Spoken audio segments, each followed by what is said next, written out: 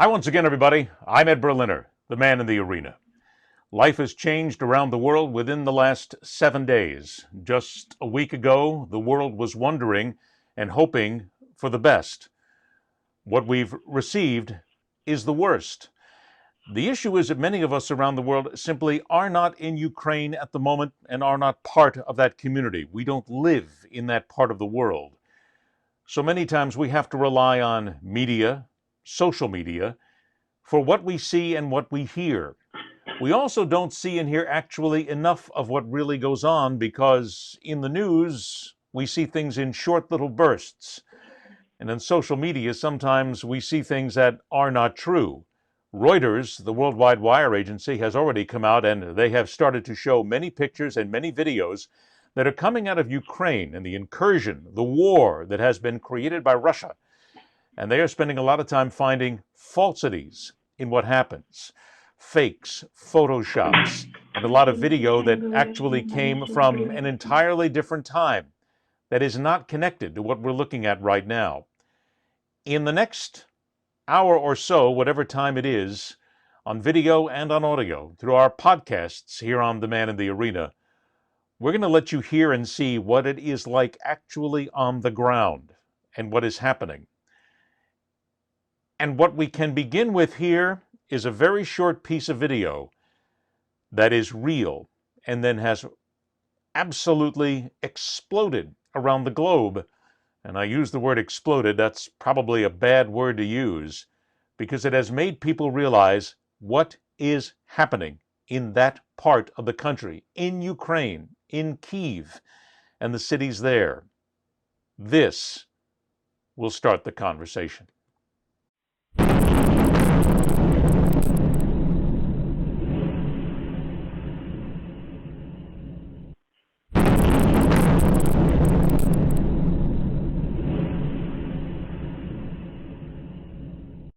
I don't think anyone will ever quite be able to get that out of their minds. A missile coming from out of nowhere, striking the top floors of an apartment building, turning it into a blaze, killing people, debris raining down on the streets. This is what war is. We welcome into the Man in the Arena a gentleman I met many years ago through social media when we were talking about actually doing some work in that part of the country, which never came about because, let's face it, we all get busy doing a million other things. But he recently got back in touch with me via social media and started to share some of the videos that you will see and you will hear in this chapter of The Man in the Arena.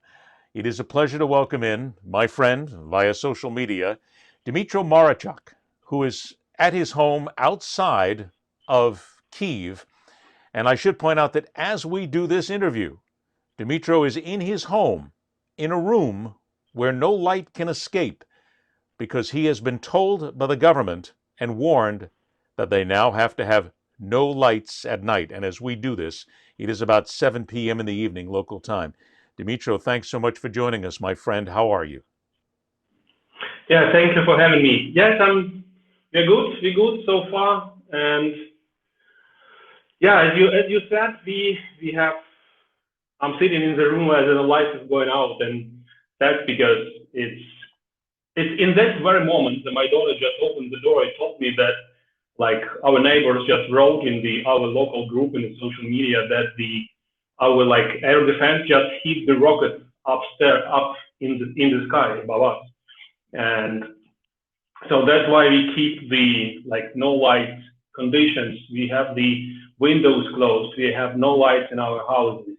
And as you as you may hear from the sound, I'm sitting in like very small room and you hear the echo. So, and if you saw the video, yes, that was a rocket missile which was fired by Russian or Belarus. They are together actually fighting against one Ukraine, and because they just decided to do so because they want to promote the Russian war and take over Ukraine because they just wanted. And this missile, it hit the apartment building. In this apartment building, I visited it myself a while ago because in this apartment building, it's downstairs. The man I know, he's a stomatologist and he has his clinic. Let me ask So you that's this, Dmytro, with what we saw and what we're going to see here as we go through this conversation. You have your daughter, you have your family there, you may have some friends there, and we are not going to detail where you are because I don't think that's fair, because we need to make sure that you have some semblance of safety. But I exactly because even when we are like writing each other in social media now in our local small village group, we advise not to mention any names and any streets because we know that in these high technology times the enemy can read it, so and intercept and read it. So we just been advised, so they don't know where are they now because we removed all the signatures of all the villages and small towns, and we removed the signs of the streets.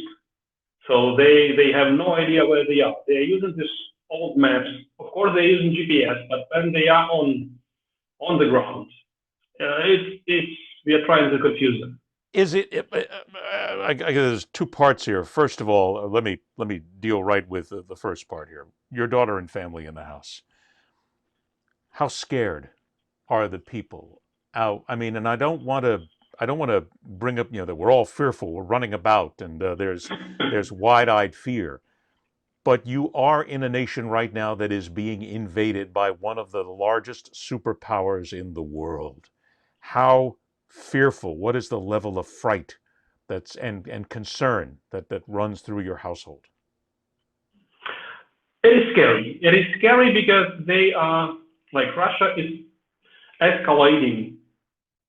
They're escalating every day. They are pushing these stakes up because even if you saw the Putin said that he wants and he might he threat the world with a nuclear weapon. So that is scary, and you have no idea what he has in his mind actually because this person he spent last 2 years in his bunker hiding from COVID, and now how we can like presume and think what he has in his mind, how mentally sick he is now. So it is scary, yes. We're going to get to that in a moment, certainly. But when we talk about trying to not talk about where you are, there are Google Maps, there is an internet that shows houses, there are pictures that show houses almost down to the slightest detail that undoubtedly are used by people for fun, but now it becomes a war issue.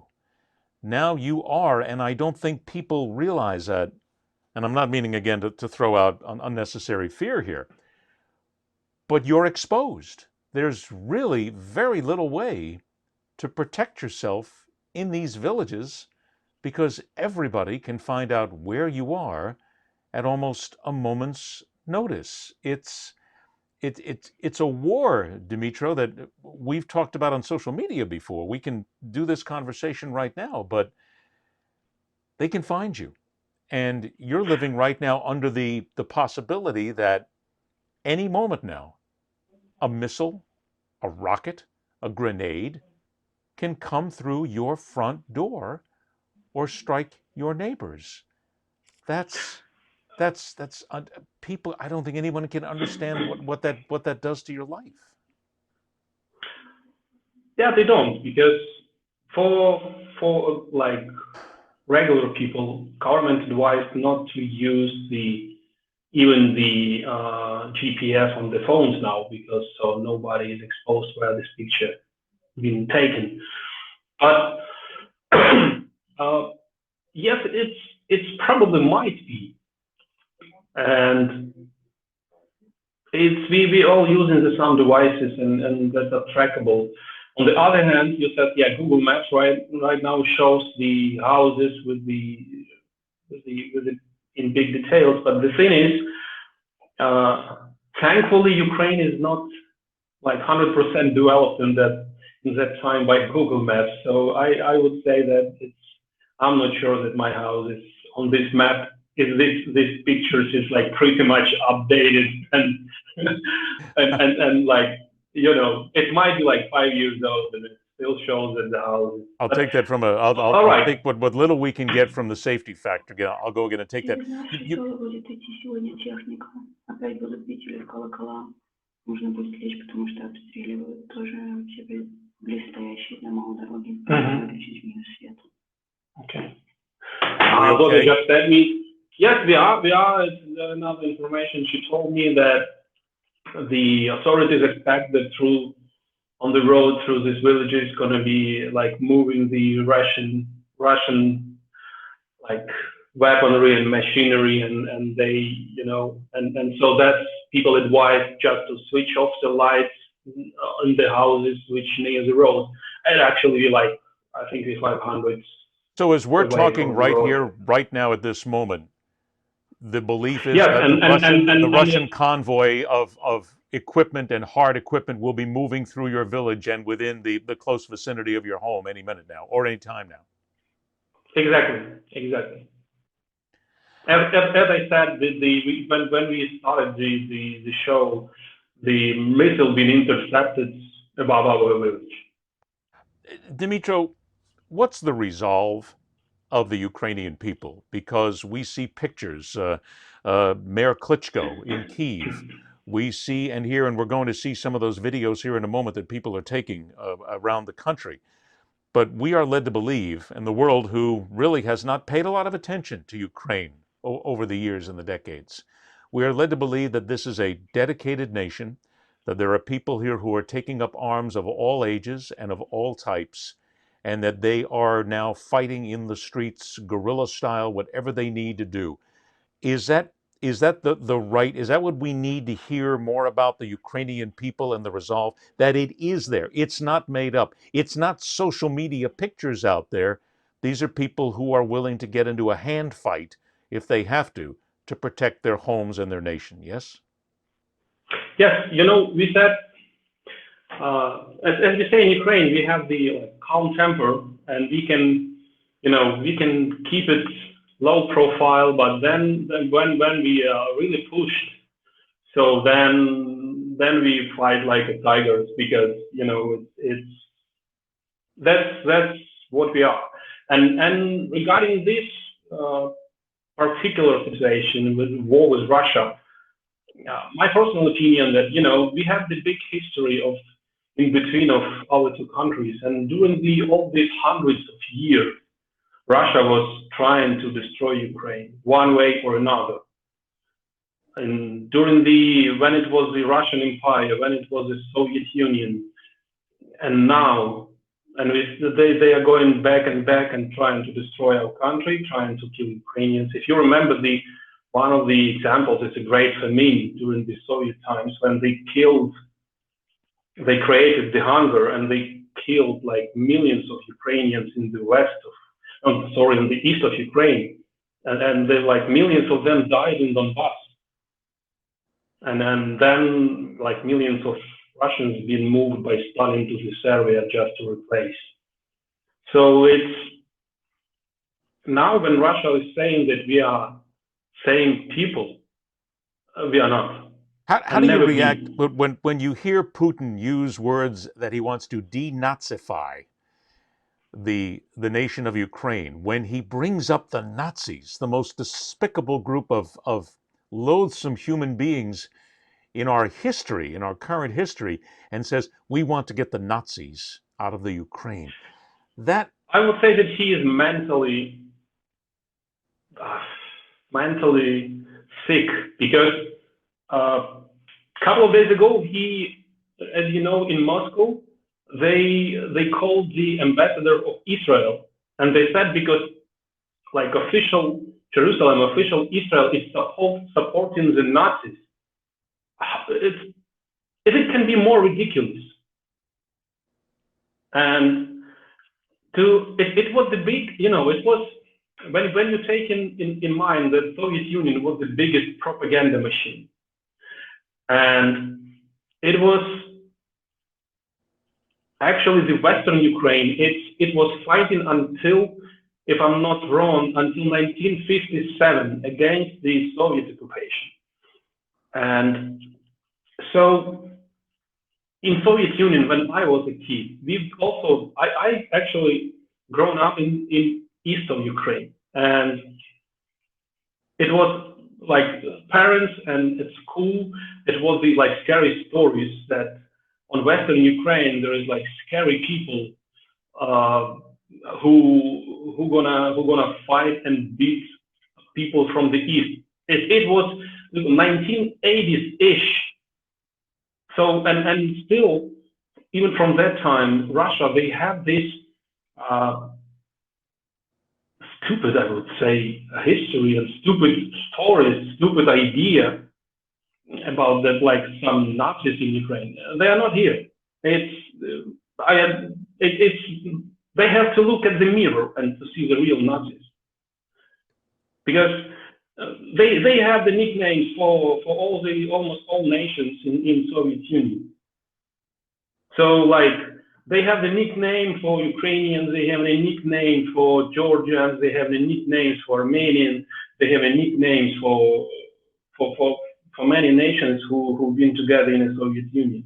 It was like in this big family of the equal nations, Russia is the older brother. So how it was so it's, I would say, such kind of thinking. That's what they grew up with. Do you believe that the Russian people, and again, we've seen demonstrations by Russian people, and of course, you're not going to demonstrate much in Russia without fear of your life, but there would seem to be people who don't want war.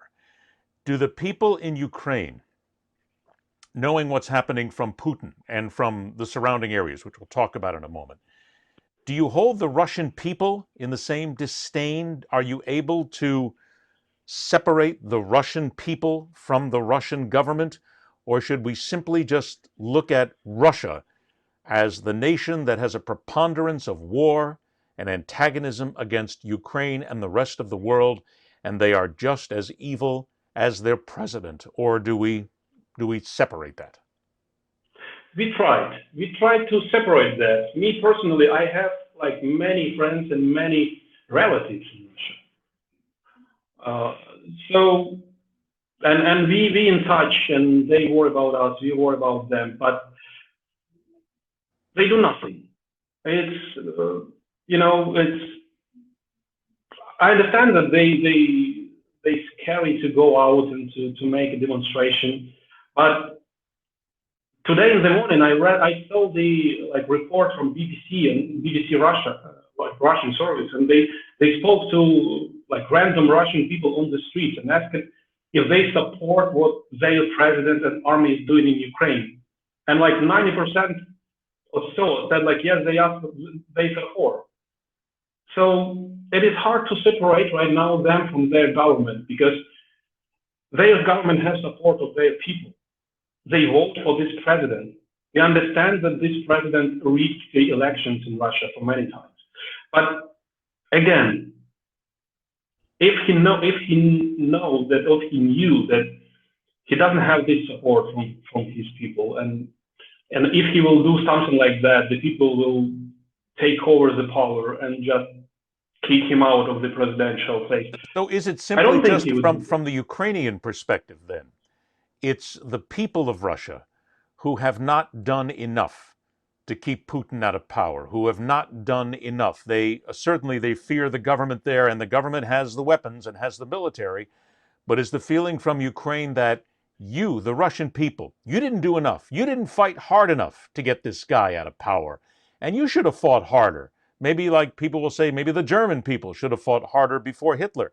But is there that sense of blame that this began, and the core of this is you yourself did not do enough to stop this madman and his people from coming to power? Yes, they didn't do enough, and I think that's why they hate our revolution that much. They hate this spirit of freedom that we spread around Ukraine. So for Russia, then Russian government consider it as a threat for them, because if Russian people will do the same, it will mean that they will not be possible to push them down like they are doing right now. So, but yes, Russian people are not doing enough. They're saying that they feel ashamed of what their army is doing in Ukraine right now, but they're doing nothing to stop it. They have to go out on the streets. They have to make meetings. They have to make rallies. But can they do anything, Dmytro? And again, I'm going to play devil's advocate here. Can they do anything as the Russian government, Putin and his power base? They have the military in their pocket. They have the weapons. They have the secret police that are still there. Can the Russian people really do anything at this point, or are they simply powerless? I think they are afraid, and of course that's true. It's scary to go with the bare hands and against the policeman who has the gun and who has all the other weapons. But if you saw during the last revolution in Ukraine, we just fight because someone at the presidential place in Ukraine decided that he can decide to move the country in the wrong way. So the Russian people themselves need to get a backbone? Yes, and the balls. And they don't have it. Yeah, that's fair. Speaking of, somebody needs to, in your opinion, in the opinion of many people in Ukraine, the Russian people need to grow a pair. And people are going to die, but that has to happen. You have to do something to save your own country, because your own country is out here inflicting its murderous will on neighbors for no reason than to just kill civilians and keep a madman in power. If you will have a look at the same report, it's scary how many Russians they answered to the question if they support their army doing this in Ukraine, and they said, I have no idea. I'm not watching news, and I'm not interested in politics, and I don't watch TV with political news and so on because TV lies and so on. But if they know that their TV lies, and they know that they should do something with that, and they just live their life, and they know that their country is making war they made a war in Georgia. They made the same in Moldova with Transnistria. Syria. If you will just look through what Russia did for the last time in the last years, they took part in every single war in the world, like almost 100%. They took part. So, and then when they are saying if Russians want a war, they have the famous song, "The Russians want a war." They are. I will answer, they are. They want. And if you will have a look on their country, they have so huge territory that is undeveloped. I think they should pay attention to these territories. Do Ukrainians then look back and see what's happening now and basically hold the Russian government and the Russian people to the same historical level as we learned with those in Nazi Germany, who said, we didn't know what was happening. We couldn't see what was happening. We were there and we goose-stepped with Hitler and we raised the flag with him. That it is in the mind of the Ukrainian people and peoples in that region that it is exactly the same in 2022 as it was in 1931. Exactly, and it is so many examples which you can just put them in parallel. It's like annexation of Crimea, and then you have Sudets.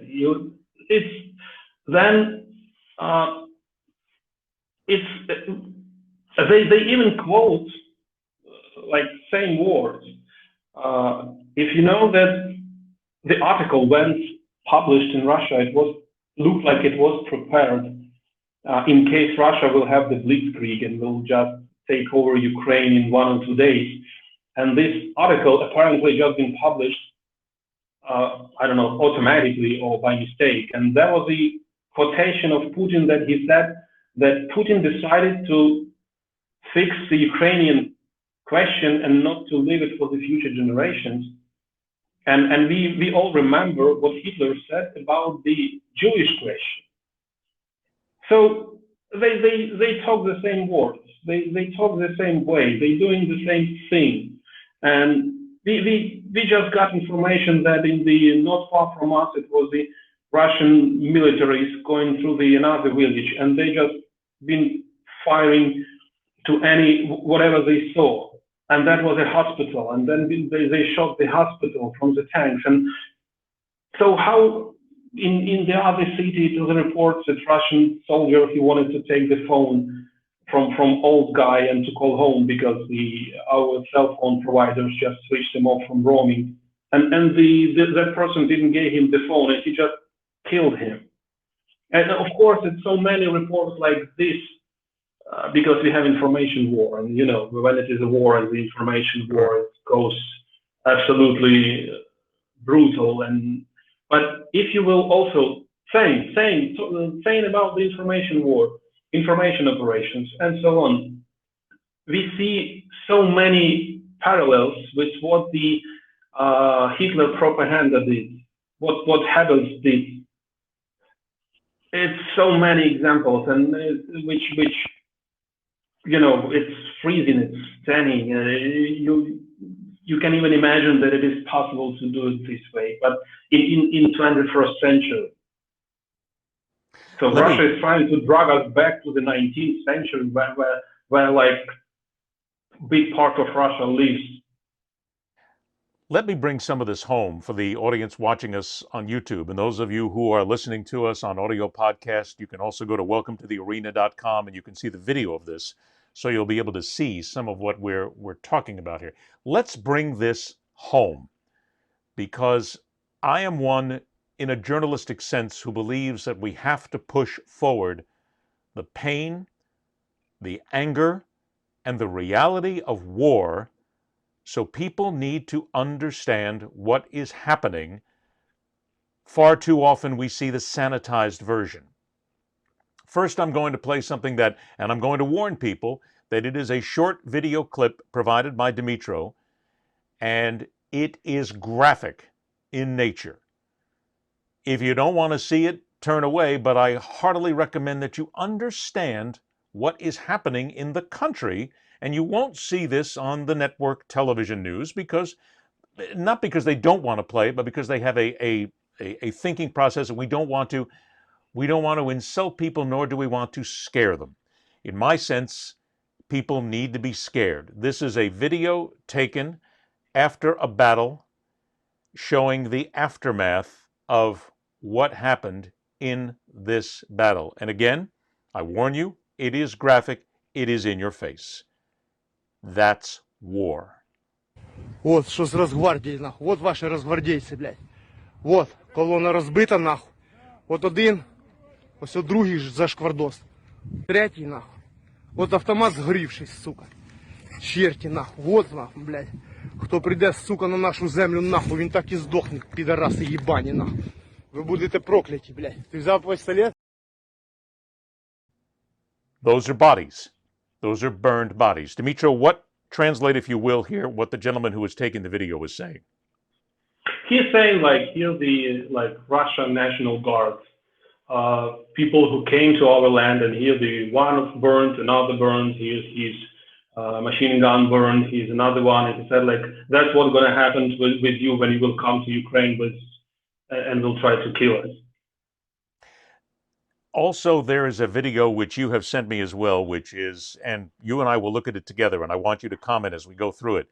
This is, somebody said it was it was an uncle or somebody who was walking through a village area in a bombed column, if you will, that's here. So as we're looking at this, Dmytro, please go ahead and tell us what you're seeing and what the people of Ukraine are seeing in their villages. These are tanks in a neighborhood. Yes, these are tanks in a neighborhood. As you see, these tanks are marked with the letter V, and we've been told that this is what they column with the special forces from special President Kadyrov of Chechnya, and it's a Bucha or opinion. They've been going from the Belarus side. So and it's a like regular person who lives over here, and he said like, yeah, these people came to my place. I live here. They came to my place. So see, they burned, and What we're seeing, though, here is resistance too, as well, because the Russian propaganda would lead us to believe that the Russian army is advancing with ease. They're not. There is a tremendous resistance from people in the neighborhoods. Yes. yes, we have more than 100,000 civilian defense people joined the civilian defense. More than 100,000 during the couple of days. They just went to the draft offices and they signed up to protect our land. And so what Russian propaganda said that their army will be greeted by flowers. Yes, we greet them by flowers to the cemetery.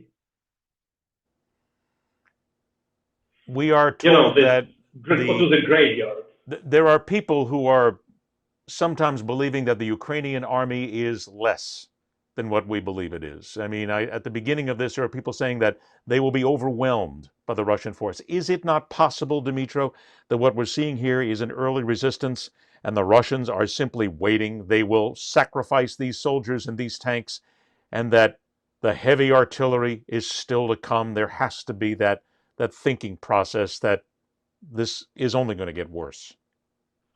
Everything is possible because it is reports are coming that the Belarus shot a couple of Iskander ballistic rockets today to the city of Zhytomyr, and that Russia is used vacuum or thermoballistic bomb in Ochtyrka. So they have very, very powerful. But what we see here, we have hundreds already captured Russian soldiers, hundreds, and they are like 20, 21 years old, many of them. They are saying they have no idea what are they doing here. They don't know what they should do. I don't believe that they don't know what they are doing because, again, it's hundreds of kilometers from the border. So then they are either they are blind or they are stupid. But yes, it's Russian government just sends them to death because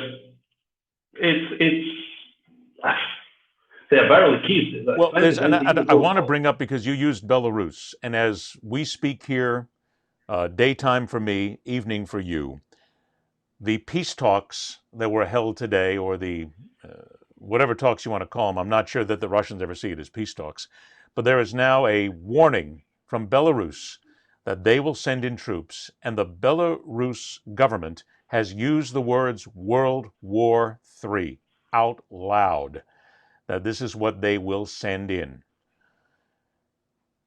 It must give you some pause, because if Belarus is going to send in troops and hardware, and Putin has used the words nuclear deterrent,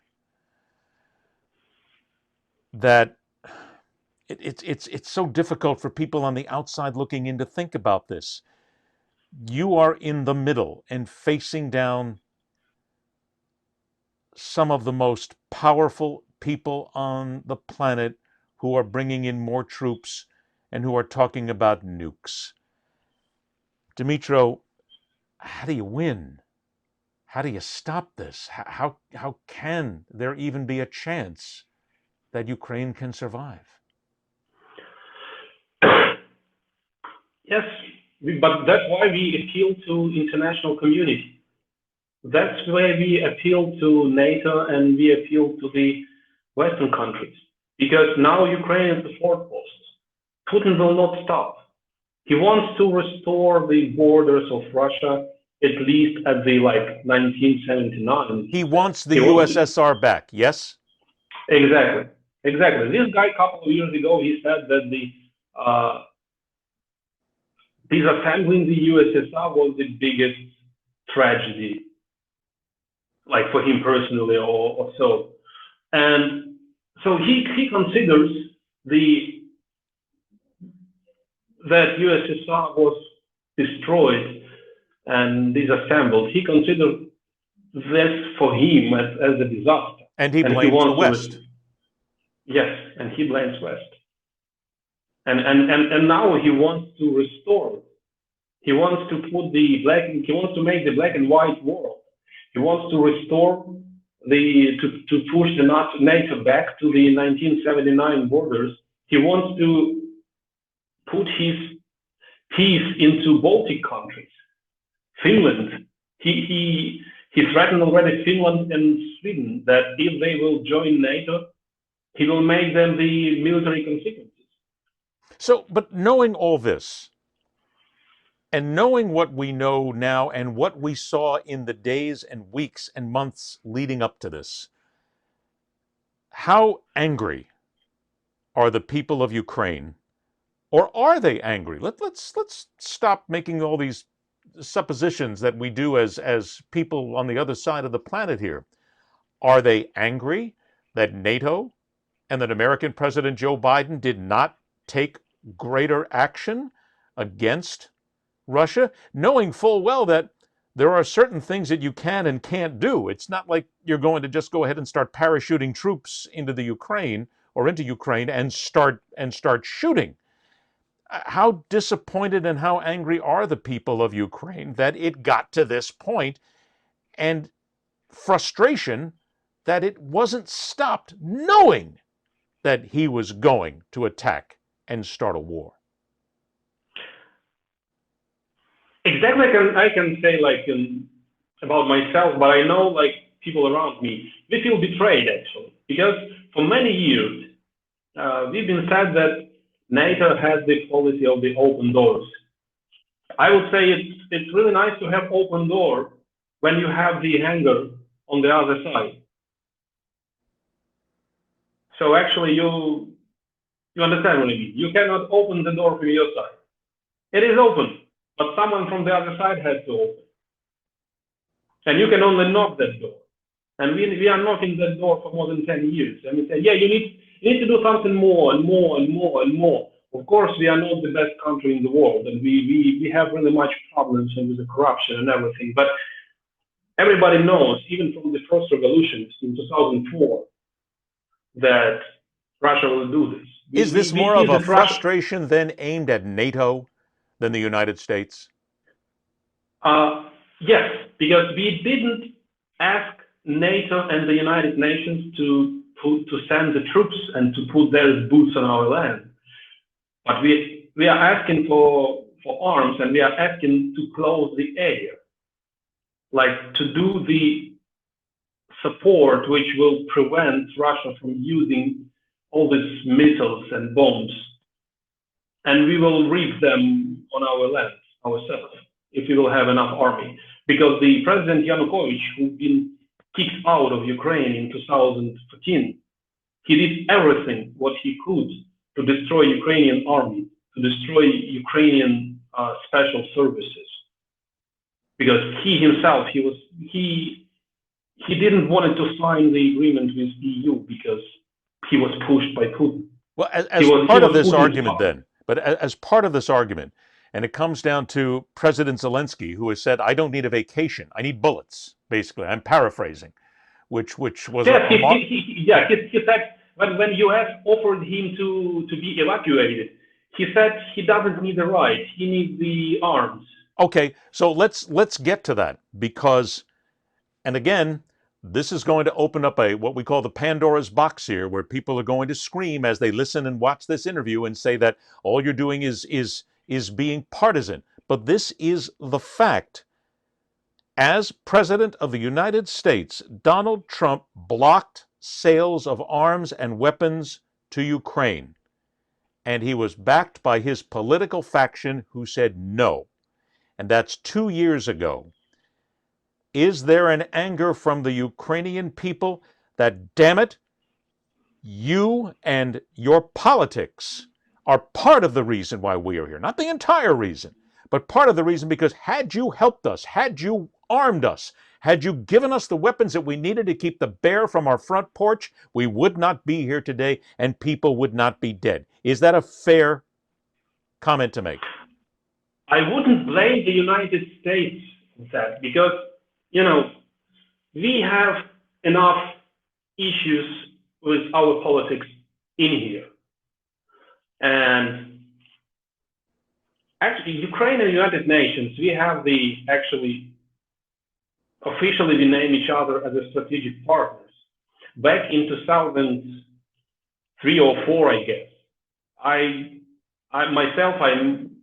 made an interview with the Colin Powell, and he was the Secretary of State at the time. When Ukraine decided to withdraw its troops from Afghanistan, it was a decision of President Putin.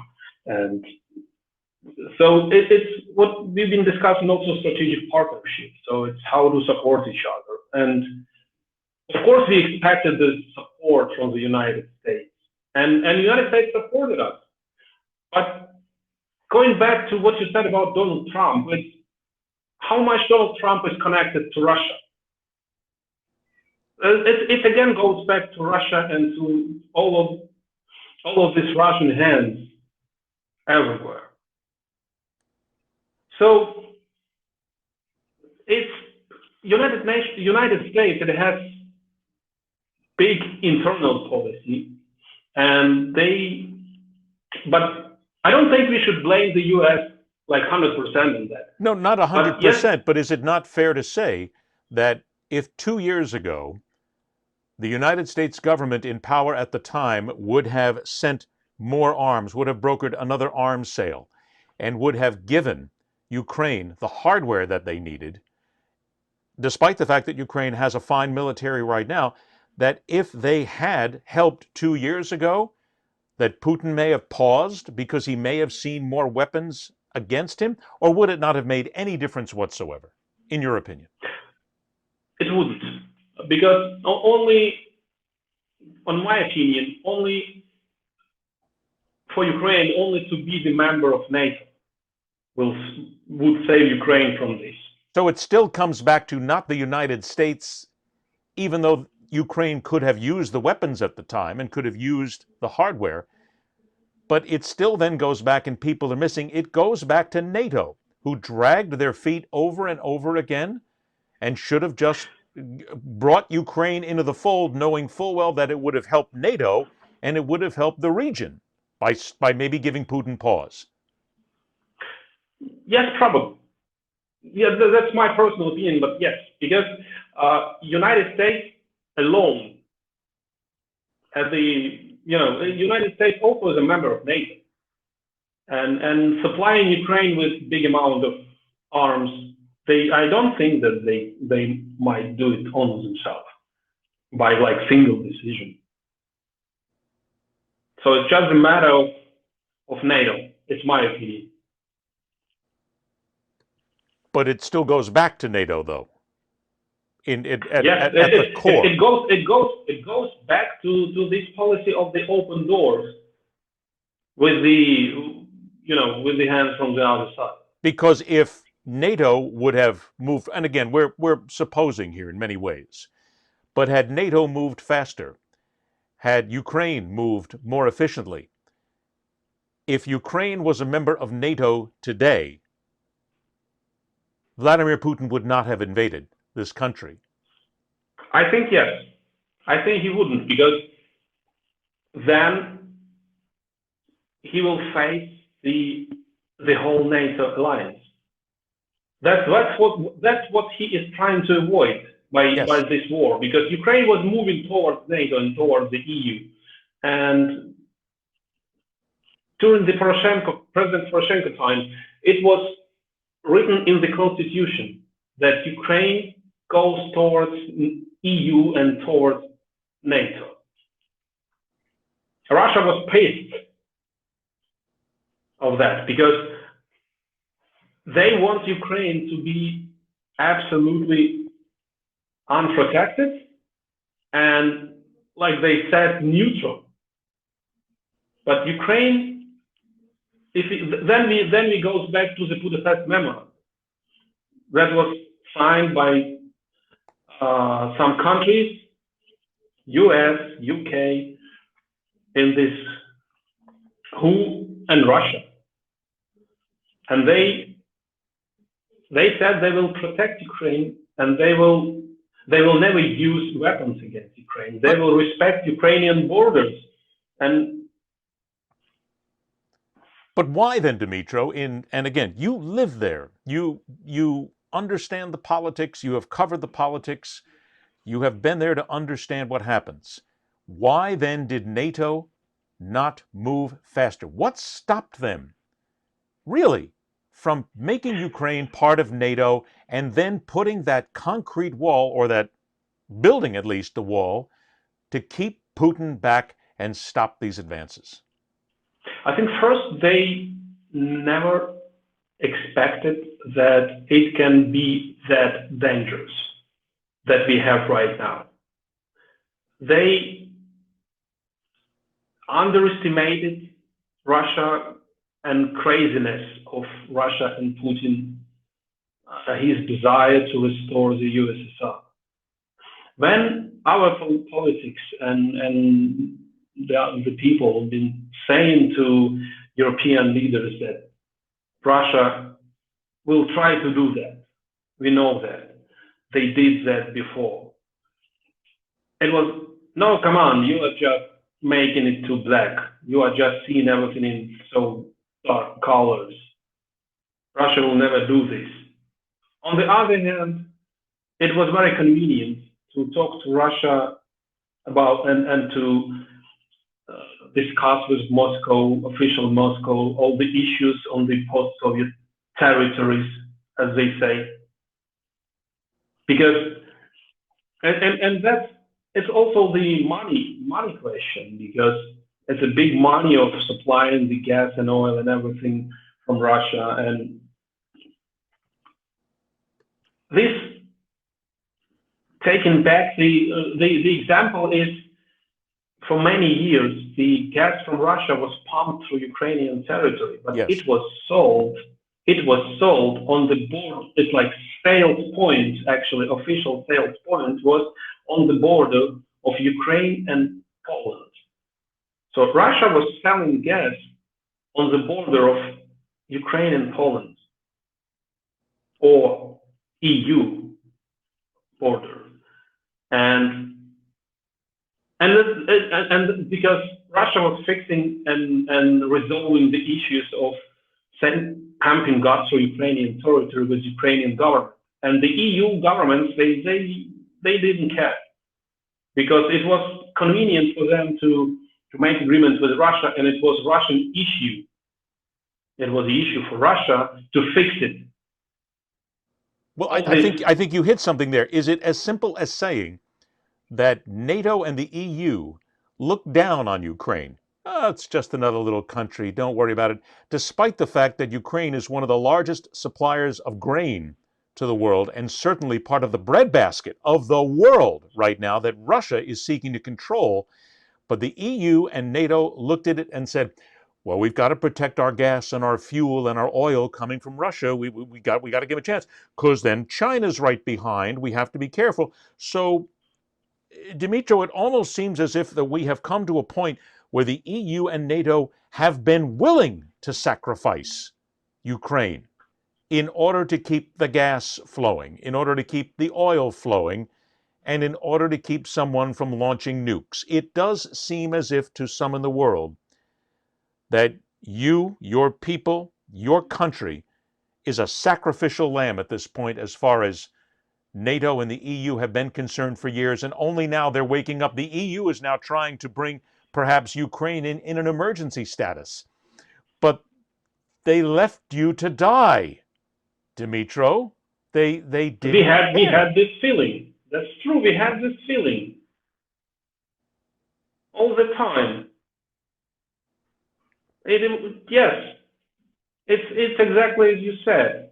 For me personally, I had this feeling all these years, and it's like it's another small country, another stupid Ukrainian just wanted to develop, but just let them live in their place They and looked know at you their as, place. you're not Russia, you're not Poland, you're not Hungary, you're not some of these other countries here. You just happen to be this piece of land that's sitting there. You have to be the neutral belt buffer zone.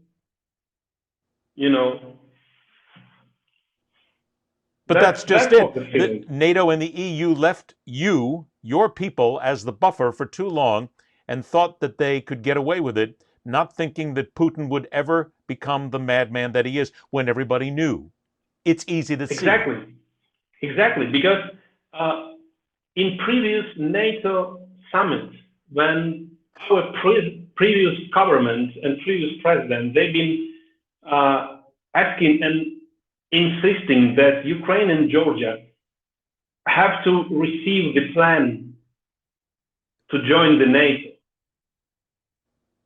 and we didn't get it, and Russia did everything. Russia was blackmailing, and they did everything that Ukraine and Georgia will not get this plan to join NATO on that time.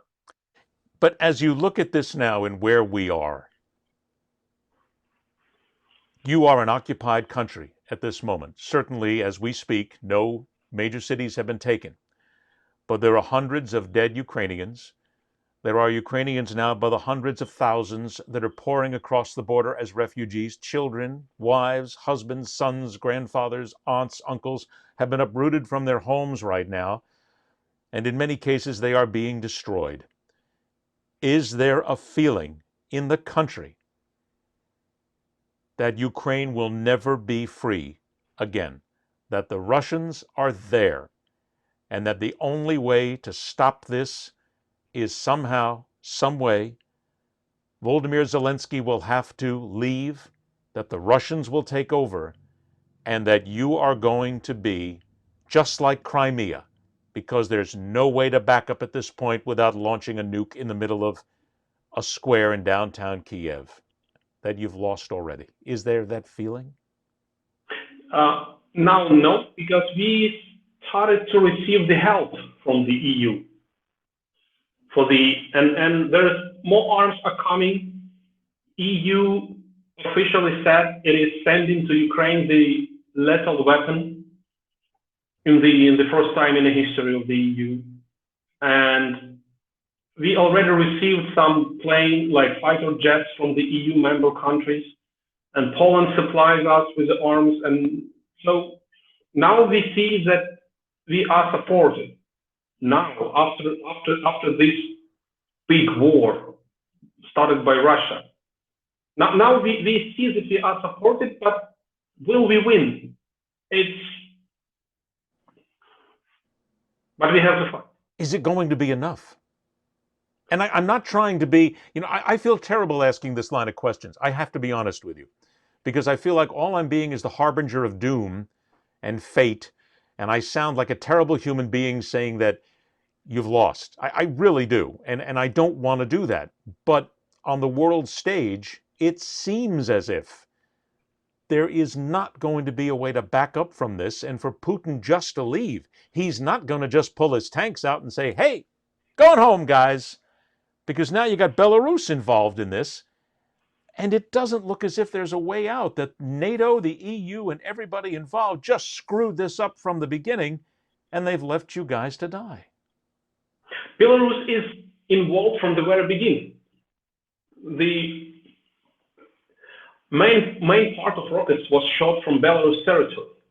The strategic bomber, which shot the ballistic missile yesterday, came from Belarus territory. Belarus now has hundreds of troops waiting to be sent to Ukraine. they put dozens of helicopters and planes to be ready to invade Ukrainian territory again from Belarus territory. And all these tanks and weaponry sent now to Kyiv is coming from Belarus territory. So Belarus is not joining now this war against Ukraine. Belarus started it together with Russia. So now when we will send all these crime records to the Hague Tribunal, we say that Belarus together with Russia did that, not Russia.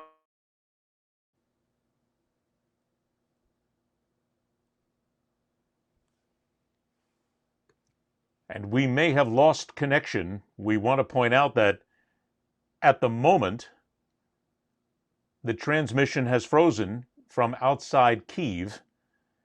And we did note at the beginning of this interview that there was a possibility of electric intrusion.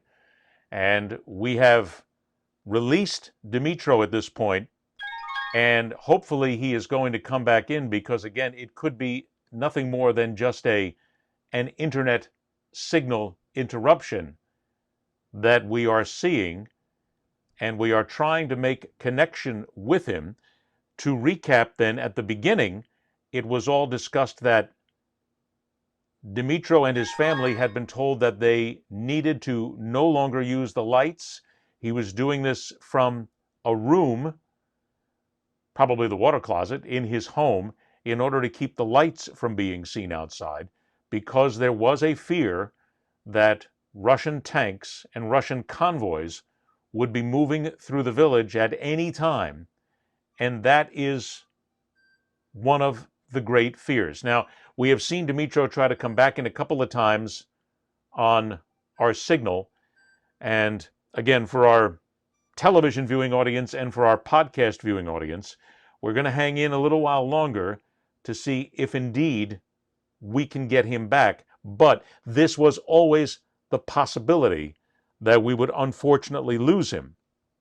We got a lot done in the time that we were here, because while much of America and much of the world seems to focus on blaming Donald Trump or blaming Joe Biden for what has happened, if you listen to Dmytro and the people who are on the ground, they will tell you that there is a frustration by the people of Ukraine that despite the fact that they are a valuable nation in the world, they were left to their own devices by NATO and by the European Union, who could have moved faster in order to do something to try and stop Vladimir Putin from being here. Putin was eventually going to do this because, listen closely again, Putin is trying to remake the USSR. He is trying to recapture the territories that were taken from him. That is his way of saying things. It was taken from us. We need to take it back. And Putin is not stupid. He's a madman, but he is not stupid. Now, I'm getting a note coming in from Dmytro right now that they have lost connection on their fiber, which means that he is unable to make a call at this point. We're trying again to see a lot of what's coming in. But I just got word from Dmytro here through social media that the video connection has been lost on fiber. So we're going to try and tell him again to try hooking up as he did, and we're going to see if he can come back in. And if not, then we'll have to end the show and end the interview from there, because he is simply unable to be here. So it is a matter to tell people we need to stop looking for political blame and start looking for the blame of reality in what has happened. Everything is politics in the world. And certainly when it comes to NATO and the EU, there's politics in there that we could spend hours and try and get involved in here. Now, here comes Dmytro one more time. Let's see if we can get him back again. I think we have him. Hang on, Dmytro. I see you in there. I see you trying to go ahead and rejoin us. So let's see. Yes, there you go. I lost my Wi-Fi. Okay. You lost your Wi-Fi, and I was doing what is known in the business as the broadcast dance to try and see how long it would take you to get back. Thankfully, you're back safely, and it's not anything terrible here. But I'm not going to keep you much longer here because you have given us such a fantastic look at the ground and what is going on in your home and what is happening there. And there are people around the world who are desperately trying to help Ukraine as much as they can. Your President Zelensky has basically said, "Send us bullets. Don't don't Yes. don't try and get me out of here." He, as the politician, he is now much stronger than he was at the start of his political career. Me personally, I didn't vote for him, but I pay him so much respect right now. Yeah, how surprising is it? Let's do that, because Zelensky is a former comedian. He's a former television personality who won big in the election. From the Ukrainian people themselves, how surprised are you? How shocking is it, I guess, to some people that this man has become a world player in a very short period of time, and he is showing the world a resolve that I don't think even the Ukrainian people expected him to have. Yes? He had the overwhelming support when he won the elections. Like 73% of voters gave him the votes. It is, I would say, like, it is insane support. And I actually voted for another guy, but I didn't expect it from Zelensky to be the real big politician, because it was a big. Maybe I was also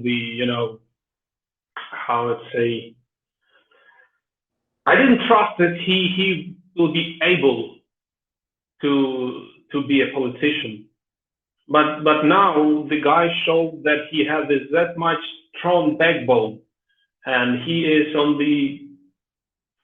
Okay, let's get to it, Dmytro. The guy's got a set of balls on him. I mean, yes, exactly. Made of steel. And that would seem to be, to us on the outside, on the other side of the world, we see the videos that he makes where he has the Capitol building in the background and certain structural buildings, and where he is out there in his military gear and he is leading. Is he really out there? Is there a feeling that he's really there, or is this just public relations marketing stuff that he's doing? No, I think he's there. Because now on is. I don't think he will lie now to the people. I don't believe that he will do that. Really. I think he is there. He is standing for his country and for his people. That's why we support him and we are united. Is he a reason why? Because, and again, looking at what he's done, is it fair to say that President Zelensky standing out there and showing that backbone, those balls right now, that is bringing the country together, that he is truly showing a leadership role, that the people are getting behind him, and that's one of the reasons why the Ukrainians simply won't surrender, is because they got this guy out there and he's showing people who we are and what we are? Not 100%. Because Ukrainians are great nations ourselves, and you've had a set of balls. Yes. You've had a set of balls for a long time. It's just been there to show the world, but you got a guy out there who is basically giving you good leadership. Yes, exactly. It's good to have the leader with the iron balls who will stand with the country and with not step back. Do you think? I know we're just going to guess here, but do you think in 6 months you're going to be back to your normal life? I mean, will the government still be there? I mean, will you still have a nation? I really much hope so, because yesterday Russians destroyed completely the biggest plane in the world called Mriya, the Dream. It's Mriya, it's the Dream, and they could destroy our plane called Dream, but they will never destroy our dream to be free. That's why we are fighting for our freedom. And I think Zelensky he will do it. He will lead the nation to the victory. Pretty much hope so. Dmytro, I have to tell you, I think that Americans are cushy and lazy, and we've never had to fight. We'd have to go back to the Civil War to fight somebody on our own shores and somebody in our backyard. And we've never really had an invasion force that's come here, and we don't know what it's like to see soldiers and tanks pouring across the border and citizens dying and children dying and people being displaced so easily. We've had it so easy.